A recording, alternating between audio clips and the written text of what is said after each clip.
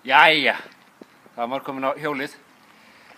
Á vorin þá beljónu sleppt út og þær eru svolítið vildar. Líka mótorhjólamönnunum sem sleppt út, þeir geta verið svolítið vildir. Því miður. Ég hef því miður þurft að fara í aðeins og mörg svona mótorhjólaslys á vorinni í gegnum tíðina.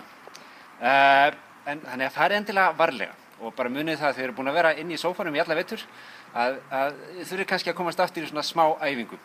Og svo það annað sem ég hef aldrei skilið, það með alla þessa reisir á svona.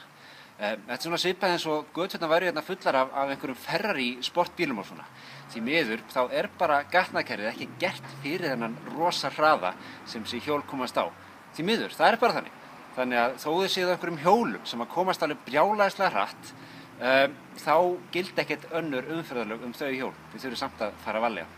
Og þið sem eruð á bílum, endilega takið tillit til þeirra sem eru á mótorhjólum og á gatnamótum og svona, tjekkið tvisvar.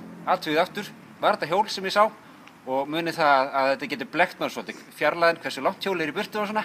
Þannig að bara farið varlega og lítið tvisvar, það góð regla.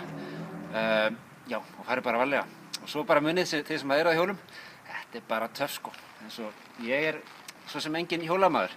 Mér finnst bara, þetta svo hrikalega flottur galli, það bara málið. Þannig að förum bara varlega.